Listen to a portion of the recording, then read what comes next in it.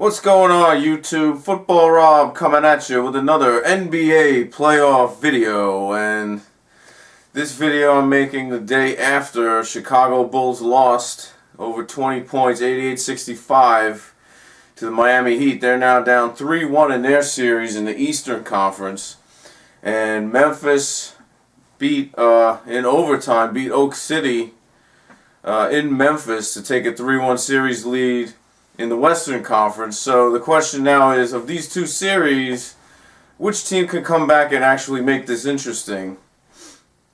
And I don't think Chicago's got what it takes. They have all these role players playing starter minutes, terrible shooting performance last night, and I think they're so beat up and blown out. They don't have Heinrich and Dang and Rose, and I mean, how much can you ask from Bellinelli and Nate Robinson to give it to you every single night? They don't even need to play Game 5 as far as I'm concerned.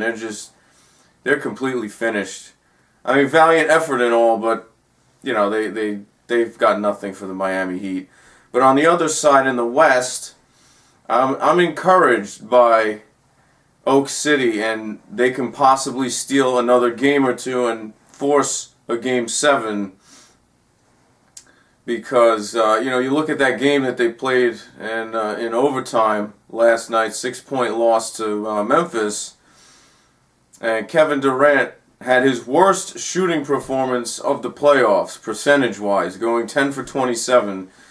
And so he was missing shots that he usually makes, and that allowed Memphis to get back into the game. Because remember, OKC held the lead for most of the first half and portions of the third quarter, and then it became nip and tuck down the end. But OKC was in control of that game for the first half. And, Kevin Durant was not able to shoot the way he normally shoots, and that's how Memphis got back in it. So I don't think that a guy who shot 51% throughout 82 regular season games, I don't think he's going 10 for 27 again.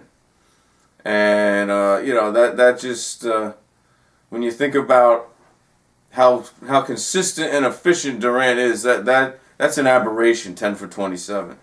And also I was encouraged by Serge Ibaka stepping up, 17 points, 14 rebounds, 3 blocks.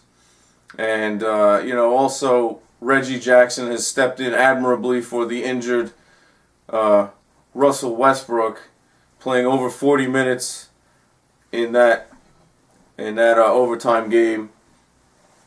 And they have a lot of different role players like Kevin Martin, who is, he hasn't been playing great, but he's been consistently putting up the numbers that he usually did in the regular season. So I think that bodes well going forward for them. But I think the real death nail of the whole game for OKC was offensive rebounds. Now, when I looked at the box score, I was surprised to see OKC actually out-rebounded Memphis throughout the game. 44 for Oak City, 41 for Memphis. I was surprised to see that in the box score, because if you watched down the stretch, it seemed like every big rebound that Memphis needed to secure on their offensive glass, they got it. They had 13 offensive rebounds for the game. 6 of them came by Zach Randolph.